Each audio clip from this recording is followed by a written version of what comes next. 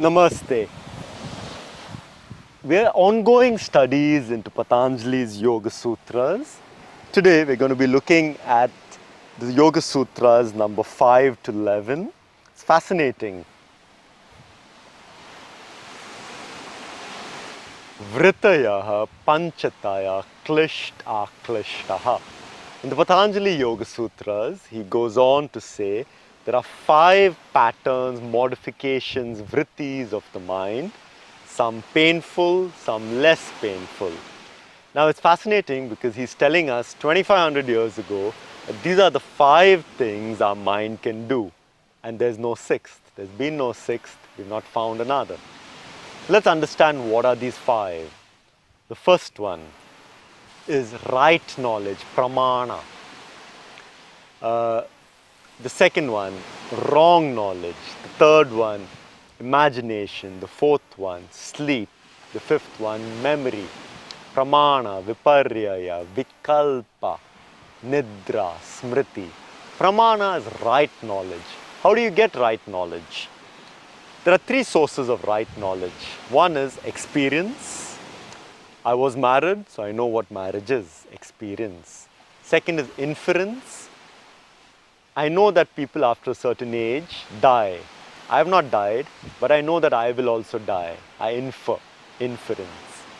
The third one is testimony, agama. Testimony from the masters. So the masters are saying that, okay, there is something called rebirth. So, okay, I don't know what it is, but I'm willing to accept their testimony. Or Einstein is saying this is the laws of physics. I don't understand, but I'm willing to accept his testimony on it. Pramana, right knowledge. The second one is wrong knowledge. Something that you create in your mind just from hearsay. Somebody tells you something, not a master in the subject, somebody just tells you something. You create a reality, a miscommunication. You create a misunderstanding based on a play of words.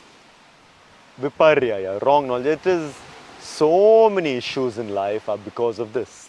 Wrong information, wrong knowledge. The third one, vikalpa. Now generally we say that the mind is always in the past or in the future. So he speaks about vikalpa, imagination. I'm imagining what my holidays at Christmas are going to be like. Generally the imagination is always a glorification of the past. We cannot think out a new thing. It happens to us in deep states of meditation, but new things are generally not thought out. Whatever has happened in the past, you glorify. When you want to get into a new relationship, you say, okay, this is my ideal partner, which is more or less how the previous one was, but you remove all the negative traits and you put all positive traits and you say, now. So you imagine a glorified past, imagination, vikalpa, created from words. Imagination is generally something that's a play of words. Nidra, sleep. Sleep, he's talking about deep sleep. There's a deep sleep where there's no content. There's no content in the mind. Somebody wakes you up at some unearthly hour, you get up at some ungodly hour. Suddenly, you don't know who you are, you don't know your name, you don't know where you are. It takes about 3-4 seconds and suddenly the program, so to speak, reloads in the sense that, I'm Manish, I'm in Bali, XYZ. But when you're in deep state of sleep, there's nothing happening, there's no content, nidra. Smriti, memory. He uses a very beautiful way of describing memory, asampramosaha. Memory is that, it's like a sieve. You don't allow a certain experience to pass through the sieve of your experience. Now, so many things have happened to you today, from the moment you woke up to now. You're not going to remember all of this, and there's no need to.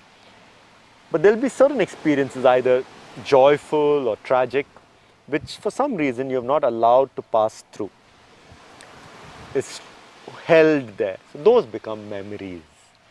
So right knowledge, pramana, experience, inference, testimony.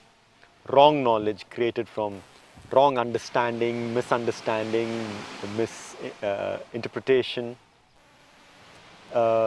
Next comes vikalpa, imagination, generally something for the future, but you're imagining things. Nidra, sleep with no content there. Smritaya, smriti, memory. These are the 5 things that the mind can do. And he says some are painful, some are not painful or less painful. It's very important for Patanjali because he is a psychologist par excellence. And he's understood how the mind works. These are the 5 modifications of the mind. So if you know, if you're watching, okay, right now I'm in right knowledge, or right now I'm in the future, I'm imagining, I'm in the past.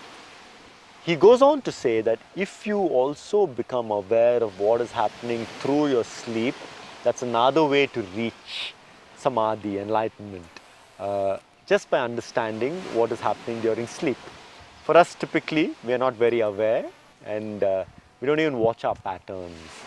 So, in the 21st Century Yoga Project, it's important for us to understand how to transform body, mind, energy through using these tools. One of the things you can do is you can journal. So every day, maybe twice a day, you journal. Or you can do simple exercises like you put an alarm on your phone every hour. When the alarm rings, you say, okay, what was my mind doing? Was I imagining something? Or was I in the past, in a memory? Or was I with right knowledge? Whatever it is, you keep checking what your patterns are. Slowly you'll begin to see that, I'm a person who spends a lot of time in regret, in memory, or I'm a person who spends a lot of time just imagining things in the future. Like that, you'll see your patterns, the Vrittis. This is important. You have to create a distance between you and your Vrittis. If you can see it, it subsides. If you can't see it, you wake up. For example, I'm a person who, it's in my nature to regret. And this is common for many people. So when I wake up, because I have worked on it, I've journaled it for many years, as soon as I wake up, if that starts, I know. In the years when I was younger and I didn't journal, I didn't understand yoga, I would wake up and some regret would start. The previous day, I wish I had said this, I wish I had done this.